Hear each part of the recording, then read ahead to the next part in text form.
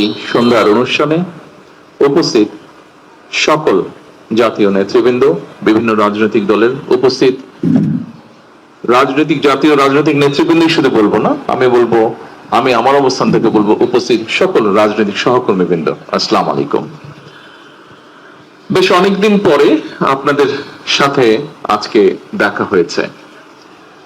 অনেকদিন পরে এই জন্য কথাটা বললাম যে স্বাভাবিকভাবেই আমরা একসাথে আন্দোলন সংগ্রাম করেছি। আমরা এখানে প্রত্যেকটি রাজনৈতিক দলের বিভিন্ন পর্যায়ের নেতৃত্ব, বিভিন্ন পর্যায়ের কর্মীবৃন্দ অত্যাচারিত হয়েছে, নির্যাতিত হয়েছে। আলহামদুলিল্লাহ, আল্লাহর রহমতে আমরা আমাদের বাংলাদেশের মানুষের রাজনৈতিক অধিকার প্রতিষ্ঠার আন্দোলনে সফল হয়েছি এবং যেই দাবিটি নিয়ে আমরা সাধারণ মানুষের কাছে গিয়েছিলাম যে তাদের ভোটের অধিকার প্রতিষ্ঠিত করা, সেই অধিকার নিয়ে আমরা বিজয় অর্জন করে সেই অধিকার নিয়ে আমরা গিয়েছি মানুষের কাছে। এবং মানুষ আজকে আমরা যারা এখানে আছি, আমাদের সকলকে বা আমাদেরকে বাংলাদেশের মানুষ তাদের রায় দিয়ে দেশ পরিচালনা করার দায়িত্ব দিয়েছে। উপস্থিত জাতীয় নেতৃবৃন্দ এবং সহকর্মীবৃন্দ, আপনাদের নিশ্চয়ই মনে আছে যে আমরা এখানে অনেকগুলো রাজনৈতিক দল একসাথে বসে আমরা 31টি দফা উপস্থাপন করেছিলাম বাংলাদেশের মানুষের সামনে। আপনাদের নিশ্চয়ই এটাও স্মরণ আছে যে 31 দফা রাষ্ট্র মেরামতের যে দফাগুলো আমরা উপস্থাপন করেছিলাম, সেটিকে আমরা সংস্কারই বলি, সেটিকে আমরা রাষ্ট্র মেরামতের দফাই বলি। আমরা যখন উপস্থাপন করেছিলাম তখন বাংলাদেশের অন্য অনেকগুলো রাজনৈতিক দল, অনেকগুলো বিভিন্ন ব্যক্তি, বিভিন্ন পর্যায়ে, যারা পরবর্তীতে আমরা দেখেছি যে সংস্কার নিয়ে অনেক বড় বড় কথা বলেছে, এই মানুষগুলোকে বা এই রাজনৈতিক দলগুলোকে আমরা তখন সংস্কারের সও বলতে দেখিনি। কিন্তু আজকে আমরা এই প্যান্ডেলের নিচে যারা বসে আছে একত্রে, আমরা কিন্তু তখন স্বৈরাচারের চোখ রাঙানিকে উপেক্ষা করে আমরা রাষ্ট্র সংস্কারের দফাগুলো আমরা দিয়েছিলাম।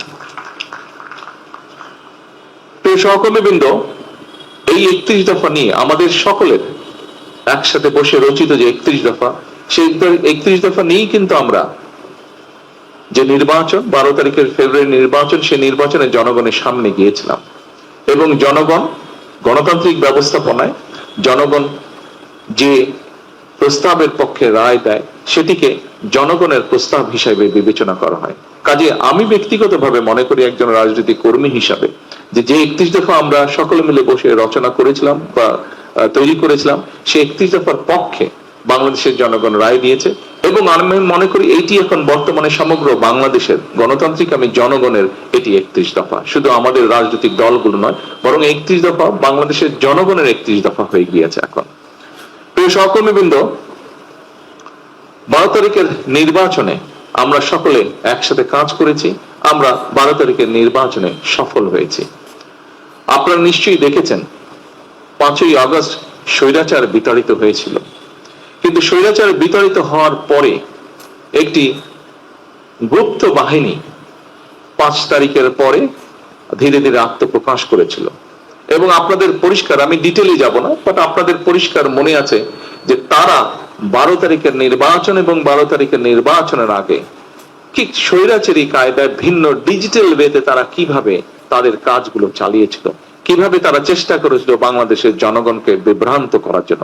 বাট ঐতিহাসিকভাবে সত্য, বাংলাদেশের জনগণ যখনই স্বাধীনভাবে তাদের মতামত দেওয়ার সুযোগ পেয়েছে, তারা সকল সময় দেশের পক্ষে, জনগণের পক্ষে সঠিক সিদ্ধান্ত গ্রহণ করতে কখনো ভুল করেনি এবং ঠিক 12 তারিখের নির্বাচনেও তারা সেটিই করেছে। আমি সঙ্গত কারণেই নামটি উচ্চারণ করতে চাইছি না। কয়েকদিন আগে আমার সাথে অন্তর্বর্তীকালীন সরকারের একজন উপদেষ্টা সাক্ষাৎ হয়েছিল।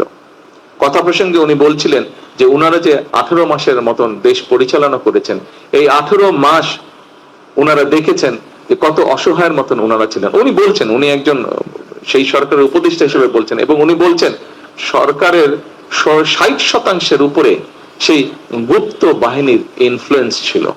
সেই গুপ্ত বাহিনী বিভিন্ন, এবং আমরা দেখেছি নির্বাচনের পরে এই গুপ্ত বাহিনীকে দিশাহারার মতন বক্তব্য রাখতে, বিভিন্ন রকম বক্তব্য রাখতে, এবং এখনো তারা বিভিন্ন রকম বক্তব্য রাখছে। তারা আমরা দেখেছি পত্রপত্রিকাতে, আমরা দেখছি সোশ্যাল মিডিয়াতে, আমরা দেখছি সেই ব্যক্তির বক্তব্য হচ্ছে যে এরা দিশাহারা হয়ে গেছে। 18 মাস তারা এমন ভাবে তারা পুরো জিনিসটাকে ব্যবহার করেছে তাদের পক্ষে, কিন্তু 12 তারিখে যখন জনগণ তাদের রায় প্রদান করেছে তারপর থেকে তাদের মাথাটি খারাপ হয়ে গেছে। প্রিয় সহকর্মীবৃন্দ, 16-17 বছর স্বৈরাচারের রেখে যাওয়া পুরো একটি বিধ্বস্ত ইকোনমি, 16-17 বছর রেখে যাওয়া স্বৈরাচারের একটি বিধ্বস্ত জ্বালানি বা বিদ্যুৎ ব্যবস্থা, 16-17 বছর ধরে স্বৈরাচারের রেখে যাওয়া একটি শিক্ষা ব্যবস্থা, একটি যোগাযোগ ব্যবস্থা, একটি স্বাস্থ্য ব্যবস্থা, যেটি বলি না কেন প্রত্যেকটি ব্যবস্থা ছিল বিধ্বস্ত। সরকার গঠন করার সাথে সাথে সরকার গঠন, এই যে আমার টেবিলে অন্তত একজন, দুইজন আছেন মন্ত্রী পরিষদের সদস্য আছেন, ফাইন্যান্স মিনিস্টার আছেন এবং পরিকল্পনা আছেন। পরিকল্পনা মন্ত্রী যে আছেন এখানে, উনি সরাসরি আমাদের জোটের ভিতরে বা আমাদের যুগপৎ আন্দোলনের সাথে ওনারা ছিলেন, উনি ভালো বলতে পারবেন। হয়তো ফাইন্যান্স মিনিস্টার তার দলের কথাই বলবেন, কিন্তু পরিকল্পনা মন্ত্রী তিনি তো সরাসরি আমাদের দলে না, উনি যুগপৎ আন্দোলনের শরিক, আমাদের একজন, আমাদের সকল সহকর্মীর মধ্যে একজন, কিন্তু উনিও দেখছেন যে কি একটা বিধ্বস্ত অবস্থায় সরকার গঠন করতে হয়েছিল।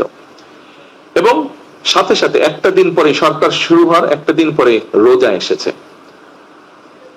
আপনারা নিশ্চয়ই দেখেছেন, আপনাদের মনে আছে বেশি দিন হয়নি রোজা হয়েছে। আলহামদুলিল্লাহ, আসার সাথে সাথে রোজাটা পাওয়ার পরেও আমরা বিভিন্ন রকম, একে তো সেই প্রশাসন ছিল, এক প্রশাসনের মধ্যে গুপ্ত বাহিনীর লোকজন ছিল, দুই প্রশাসনের মধ্যে তখনও স্বৈরাচারের লোকজন ছিল, এখনো আছে হয়তো বিভিন্ন জায়গায়। তারপরে আমরা বিভিন্ন রাত দিন পরিশ্রম করার মাধ্যমে আমরা চেষ্টা করেছি রোজাটাকে এমন একটা পর্যায়ে রাখতে যেখানে মোটামুটি ভাবে সারা দেশের মানুষকে একটি স্বস্তি দেওয়া যায়। 100% না হলেও আমি নিশ্চয়ই কেউ অস্বীকার করবে না, আলহামদুলিল্লাহ মোটামুটি ভাবে একদম নতুন একটি সরকারের জন্য যেভাবে আমরা ম্যানেজ করি, আলহামদুলিল্লাহ মানুষজনকে কিছুটা হলেও আমরা কমফোর্ট দিতে সক্ষম হয়েছি। রোজাটি শেষ হবার আগেই একটি যুদ্ধ পরিস্থিতি, মধ্যপ্রাচ্যের একটি যুদ্ধ পরিস্থিতি তৈরি হয়েছিল এবং যুদ্ধ পরিস্থিতি তৈরি হওয়ার সাথে সাথে একটু আগেই আমি বক্তব্যে বলেছি যে 16-17 বছর যে স্বৈরাচার ছিল, সেই স্বৈরাচার আমাদের দেশের জ্বালানি বিদ্যুৎ ব্যবস্থাকে এমন একটা বিধ্বস্ত বিপর্যস্ত অবস্থা রয়ে গেছে। 3 লক্ষ কোটি টাকা শুধু এখান থেকেই তারা আত্মসাৎ করেছিল। তাহলে বুঝেন একটি সেক্টর যেখান থেকে 3 লক্ষ কোটি টাকার মতন আত্মসাৎ হয়, সেই সেক্টরটির কি অবস্থায় এসে দাঁড়াতে পারে। স্বাভাবিকভাবে যুদ্ধ পরিস্থিতির কারণে আমাদেরকে তেল বলেন, বিভিন্ন গ্যাস বলেন, এলএনজি বলেন, এই সবগুলো আমাদেরকে বিদেশ থেকে ইম্পোর্ট করতে হয়, এটা তো আমরা এখানে প্রডিউস করি না। আমরা তখন স্বাভাবিকভাবে পুরো জিনিসটাকে স্বাভাবিক রাখার জন্য আমরা যেখান থেকে পেরেছি আমরা চেষ্টা করেছি জোগাড় করে নিয়ে আসতে, যাতে দেশের মানুষকে কমফোর্ট দেওয়া যায়। একই সাথে স্বাভাবিকভাবে বাধ্য হয়ে আমাদেরকে অনেক সময় অনেক জায়গায় সেই পরিস্থিতিতে বেশি দামে ক্রয় করতে হচ্ছে, যার ফলে প্রায় $2.5 বিলিয়ন, না কচবে, $2.5 বিলিয়ন মতন আমাদের 3.46 মানে বিলিয়ন, শুধু তেলের জন্য $3.46 বিলিয়ন অতিরিক্ত ব্যয় হয়েছে, যেটা আমরা যদি এই পরিস্থিতি না হতো এই অর্থটা আমরা অনেক অন্য কাজে, দেশ গঠনের কাজে আমরা ব্যবহার করতে পারতাম, কিন্তু বাধ্য হয়ে এইটা আমাদেরকে করতে হয়েছে। স্বাভাবিকভাবেই অর্থনীতি যদি ঠিক না থাকে তাহলে সবকিছুর উপর একটি নেগেটিভ এফেক্ট পড়ে। আমরা চেষ্টা করছি এই জিনিসটাকে ঠিক করতে। আপনাদের নিশ্চয়ই মনে আছে শেয়ার মার্কেট বা ক্যাপিটাল মার্কেট যেটাকে আমরা জানি, এই ক্যাপিটাল মার্কেটের কি অবস্থা হয়েছিল স্বৈরাচারের সময়। এখানে মানুষ আত্মহত্যা পর্যন্ত করেছিল, একজন দুইজন ব্যক্তির নিজেদের তারা কিভাবে আত্মসাৎ করে নিয়ে গেছিল লক্ষ লক্ষ মানুষের অর্থ, মানুষ আত্মহত্যা পর্যন্ত করেছিল। এই ক্যাপিটাল মার্কেট নতুন পলিসি নিয়ে নতুন সঠিক লোক নিয়োগের মাধ্যমে আপনারা এর মধ্যে পত্রপত্রিকায় দেখেছেন, পত্রপত্রিকা তাদের মতন করে নিউজ করছে, কিন্তু ধীরে ধীরে একটি অবস্থাটা আস্তে আস্তে আলহামদুলিল্লাহ ভালোর দিকে যাচ্ছে। এখন এটি ফরচুনেট বা আনফরচুনেট যেটি হোক, গত কয়েকদিন ধরে আবার মধ্যপ্রাচ্য পরিস্থিতি খারাপ হয়েছে। কাজেই প্রিয় সহকর্মীবৃন্দ, আমার যে বক্তব্যটি আমি বক্তব্য দিয়েছেন, এখানে সাইফুল ভাই কিছু কথা বলেছেন, মান্না ভাই কিছু কথা বলেছেন, এখানে আমাদের দাদা কিছু কথা বলেছেন, এখানে জামাল হায়দার সাহেব কিছু কথা বলেছেন, এখানে আমি বুঝি, কিন্তু এই পরিস্থিতিটা এই জন্য আমি কাউকে দোষ দিচ্ছি না। আপনারা যেটি বলেছেন, আমাদের সহকর্মীবৃন্দ, আমাদের যুগপৎ আন্দোলনের নেতৃবৃন্দ যেটি বলেছেন, you have all the reasons to say this, but আমি আমাদের সরকারের অবস্থানটা ব্যাখ্যা করলাম যে কি ডিফিকাল্ট সিচুয়েশনের মধ্যে আমাদেরকে পুরো জিনিসটাকে, দেশটাকে সঠিকভাবে রাখার জন্য, মানুষকে কমফোর্ট দেওয়ার জন্য আমরা কিভাবে জিনিসটাকে ম্যানেজ করার চেষ্টা করছি, সামাল দেওয়ার, অর্গানাইজ রাখার চেষ্টা করছি আমরা জিনিসটাকে। একই সাথে যে কথাটা দিয়ে আমি শুরু করেছিলাম যে আমাদের সেই 31 দফা, আপনারা নিশ্চয়ই খেয়াল করেছেন যে 31 দফায় আমরা যে সকল কথাগুলো বলেছিলাম মানুষের পাশে দাঁড়ানোর জন্য, সামগ্রিকভাবে ডিপ্রাইভ মানুষকে, বঞ্চিত মানুষকে এম্পাওয়ার করার জন্য, শিক্ষার ক্ষেত্রে, স্বাস্থ্যের ক্ষেত্রে আমরা যে সকল কমিটমেন্ট 31 দফার মধ্যে করেছিলাম, কৃষিকে আমরা এম্পাওয়ার্ড করার জন্য, কৃষকদেরকে এম্পাওয়ার্ড করার জন্য যে কথাগুলো আমরা বলেছিলাম, আপনারা দেখেছেন এর মধ্যে কিন্তু সেই কাজগুলো আমরা করেছিলাম। সরকার গঠনের এক সপ্তাহ অর্থাৎ প্রথম ক্যাবিনেট মিটিংয়ে আমরা যে মানুষকে বলেছিলাম যে দেশের কৃষক ভাইদেরকে আমরা বলেছিলাম যে আমাদের তাদেরকে 10,000 টাকা পর্যন্ত কৃষি সুদ সহ যে ঋণটি ছিল সেটি আমরা মওকুফ করব। আমরা প্রথম ক্যাবিনেট মিটিং এ এইটি আমরা আমাদের এই যে প্রমিসটা এটা আমরা রক্ষা করেছিলাম। এরপরে আমাদের কৃষক কার্ড বলুন, আমাদের ফ্যামিলি কার্ড বলুন, আমাদের হেলথের ব্যাপারে বলুন, আমাদের শিক্ষার ব্যাপারে বলুন, প্রবাসীদের ব্যাপারে বলুন, প্রত্যেকটি কাজ আমরা স্টেপ বাই স্টেপ করে যাচ্ছি। তবে এখনো বিভিন্ন জায়গায় আমরা আমাদের কাঙ্ক্ষিত স্পিডে কিন্তু আমাদের কাজগুলো শুরু করতে পারছি না। আমরা শুরু করেছি, কাজগুলো আস্তে আস্তে রোল করছে কাজগুলো আমাদের, কিন্তু আমরা কাঙ্ক্ষিত স্পিড যেটি আমাদের হওয়া উচিত ছিল সেটি পাচ্ছি না। কেন? সেই সুপ্ত গুপ্ত বলুন আর স্বৈরাচার বলুন, এদের অনেক লোকজন এখনো প্রশ্ন এবং বিভিন্ন জায়গায় তারা বাধাগ্রস্ত করছে। এখানে আছে পরিকল্পনা মন্ত্রী, ওনাকে জিজ্ঞেস করুন, এখানে অর্থমন্ত্রী আছেন, জিজ্ঞেস করুন, অন্যান্য মন্ত্রী পরিষদের সদস্যবৃন্দ আছেন, ওনারাও বিষয়টি অনুভব করতে পারছেন। কাজে এরা বিভিন্ন ভাবে সমস্যা তৈরির চেষ্টা করছে, কিন্তু আমাদের সবচেয়ে বড় শক্তি হচ্ছে এই দেশের জনগণ। জনগণের সমর্থন বিএনপির সাথে আছে, জনগণের সমর্থন বিএনপি সহ সকল যুগপৎ আন্দোলনে আমরা যারা শরিকরা ছিলাম আমাদের সকলের সাথে জনগণের সমর্থন আছে। এবং আমরা যেহেতু এখানে প্রত্যেকে রাজনীতি করি, রাজনৈতিক কর্মী হিসেবে এতটুকু বলতে পারি আমাদের শক্তি জোর থাকে জনগণের সমর্থন যখন আমাদের সাথে থাকে, এবং সেটি আলহামদুলিল্লাহ আল্লাহর রহমতে আমাদের সাথে আছে। এবং যেহেতু আমরা আপনাদের বক্তব্যে একটি ফুটে এসে, আমি জানি আপনাদের কিছু মনের কষ্টের কথা আপনারা বলেছেন, তবে এটিও আপনাদেরকে আপনাদের আন্তরিকভাবে ধন্যবাদ। এটিও আপনারা বলেছেন, যে সকল সহকর্মী বৃন্দ বলেছেন, দাদা এখানে বলেছেন, শাহসুফ ভাই এখানে বলেছেন, মানন ভাই এখানে বলেছেন, যে আমরা জনগণের কাছে অন্তত এই জিনিসটা নিয়ে যেতে সক্ষম হয়েছে যে আমরা চেষ্টা করছি, কাজ করছি, আমরা চেষ্টা করছি, আমরা এইটি আমরা নিয়ে যেতে সক্ষম হয়েছি। আমাদের প্রথম যে স্টেপটি সেটিতে আমার মনে হয় আমরা সফল হয়েছি। কাজেই সমস্যা কতগুলো আপনাদের সামনে তুলে ধরেছি। আমি দৃঢ়ভাবে বিশ্বাসী যে আমার সহকর্মীবৃন্দ, আমরা যারা যুগপৎ আন্দোলনে ছিলাম, আপনারা এই বিষয়গুলি কনসিডার করবেন। আপনারা যে বিষয়গুলি বলেছেন, যে কষ্টের কথা বলেছেন, অবশ্যই আমরা এটা কনসিডার করব। কিন্তু জনগণ যেই দায়িত্বটি প্রথম দিয়েছেন, নিশ্চয়ই আপনারা এই ব্যাপারে একমত হবেন। প্রথমে জনগণের ইন্টারেস্ট আমাদেরকে দেখতে হবে, প্রথমে আমাদেরকে প্রোটেক্ট করতে হবে পুরো দেশের স্বাধীনতা, দেশের সার্বভৌমত্ব, দেশের অর্থনীতি, জনগণের নিরাপত্তা, এই বিষয়গুলোকে আমাদেরকে যে কোনো ভাবে হোক প্রথমে এগুলোকে আমাদের প্রোটেক্ট করতে হবে। তারপরে অবশ্যই অবশ্যই বাকি যে বিষয়গুলো আছে, আপনাদের যে বক্তব্যগুলো আছে, আপনাদের যে বিষয়গুলো আছে বলার, উপস্থাপনা আছে, সবগুলো বিষয় আমরা চেষ্টা করবো অ্যাড্রেস করতে। আমরা এতদিন একসাথে ছিলাম, কেন আমরা আপনাদেরকে ছেড়ে দেব? কোনোই যুক্তি নাই। এতদিন একসাথে ছিলাম, আমরা ইনশাল্লাহ সামনের দিনেও একসাথে থাকবো। হতেই পারে চলতে গেলে মাঝে মাঝে হয়তো একটু এদিক ওদিক হতেই পারে। এত সমস্যা, প্রায় 20 কোটি মানুষের দেশ, কত রকম সমস্যা। আপনি যদি দেখেন এই ঢাকা শহর পরিষ্কার করাই এখন একটা বিরাট সমস্যা হয়ে দাঁড়াচ্ছে। যেদিকে তাকাবেন ময়লা, এই পরিষ্কার করা একটা সমস্যা হয়ে দাঁড়াচ্ছে। এদিক দিয়ে পরিষ্কার করলে ওই দিক দিয়ে ময়লা করে ফেলছে, ওদিক দিয়ে পরিষ্কার করলে এদিক দিয়ে ময়লা করে ফেলছে, এই একটা অবস্থা। তাহলে চিন্তা করেন সমগ্র দেশের কি অবস্থা। অবশ্যই আপনারা এই ব্যাপারে ওয়াকিফ আছেন। আমি শুধু এতটুকু অনুরোধ করব, একটু আমাদের সকলকে ধৈর্য ধরতে হবে। কারণ খুব সময় মান্না ভাই ওনার বক্তব্যে বলেছেন যে জনগণের প্রত্যাশা অনেক, জনগণের প্রত্যাশা অনেক।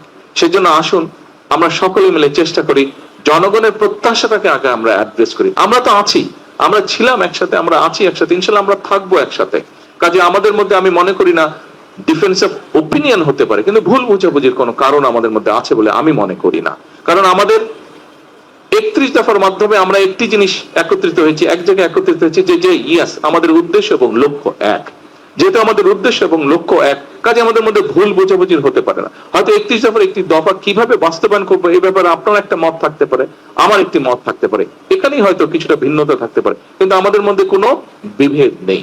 কাজে আমাদের মধ্যে যদি কোনো বিভেদ না থাকে, আমরা নিশ্চয়ই আমাদের 31 দফার আলোকেই হোক এবং একই সাথে জুলাই সনদের আলোকেও আমরা ইনশাল্লাহ দেশকে সামনের দিকে এগিয়ে নিয়ে যাব। এবং আপনাদের প্রত্যেকের একটি কথা একটু পিছনে নিয়ে যাই, আমরা যখন আন্দোলন সংগ্রামে রাজপথে ছিলাম, আজকে অনেকেই দাবি করে, কারো নাম আমি উল্লেখ করতে চাই না, যাদেরকে একটি শব্দ, গুপ্ত একটা শব্দ ব্যবহার করলেই মানুষ, সাধারণ মানুষও তাদেরকে চিনে, তারা কারা। এদেরকে কিন্তু আমরা অনেক খুঁজেছি, তাদেরকে আমরা পাইনি, আমি পাইনি দূরে থেকে। আপনারা কি কেউ পেয়েছিলেন রাজপথে? তাদেরকে কিন্তু রাজপথে আমরা দেখিনি। বিভিন্ন সময় তাদেরকে দেখেছি যারা পালিয়ে গেছে এই দেশ থেকে তাদের সাথে বিভিন্ন ভাবে আমরা দেখেছি, কিন্তু রাজপথে আমরা দেখিনি। দেখেছি শেষের দিকে এসে কিছুটা আমরা তাদেরকে দেখেছি, শেষের দিকে তারা কিছু কিছু জায়গায় তাদেরকে দেখেছি, কিন্তু 17 বছর বিভিন্ন জায়গায় আমরা তাদেরকে দেখিনি। কাজে প্রিয় নেতৃবৃন্দ, সেজন্যই দেশের মানুষ আমাদের উপরেই আস্থা রেখেছে, আমাদের উপরে আস্থা রেখেছে যে ঠিক আছে এরাই দেশকে নিয়ে যেতে পারবে।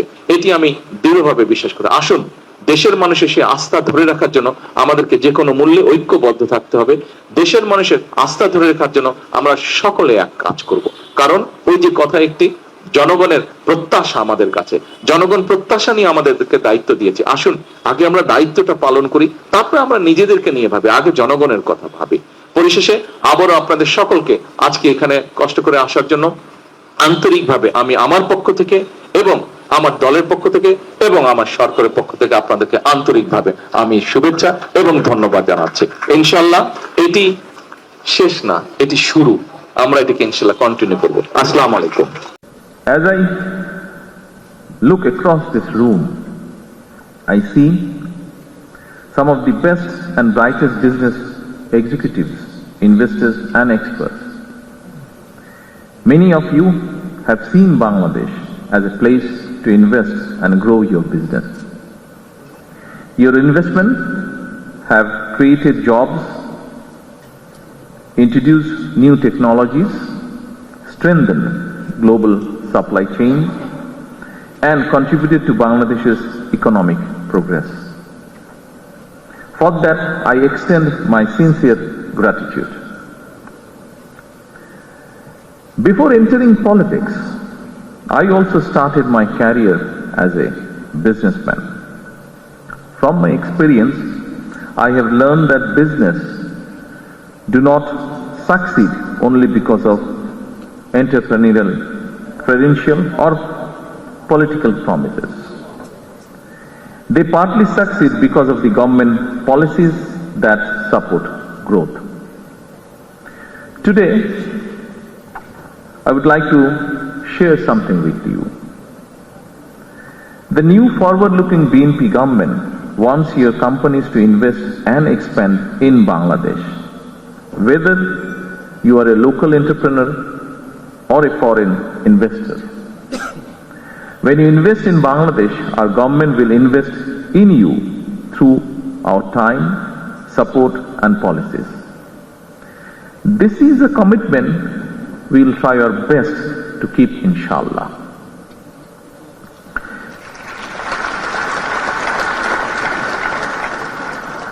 Ladies and gentlemen, Bangladesh has many challenges, but it also has remarkable strengths.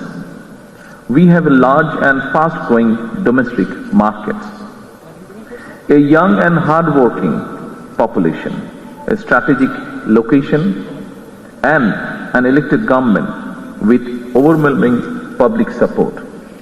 Together, these strengths position Bangladesh for sustained prosperity. Our vision is to build a rules-based, globally connected, private sector-driven economy. Our election manifesto provides a clear roadmap for economic transformation. We invite you not only to invest in Bangladesh, but also to become partner in delivering that vision.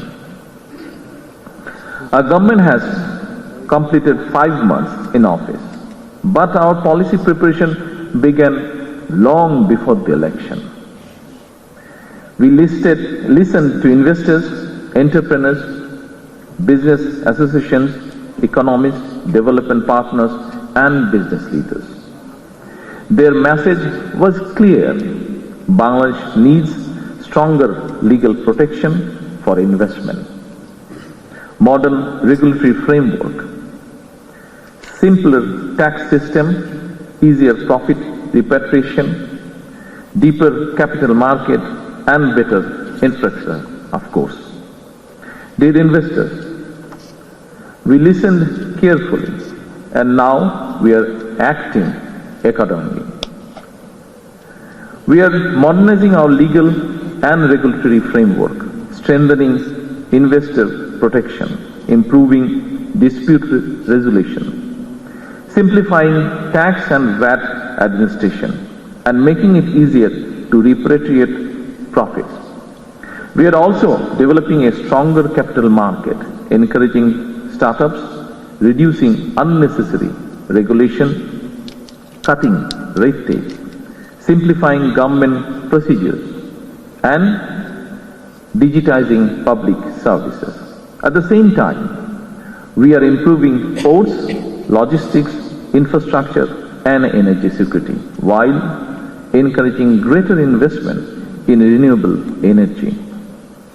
Our government is determined to build a $1 trillion economy by 2034.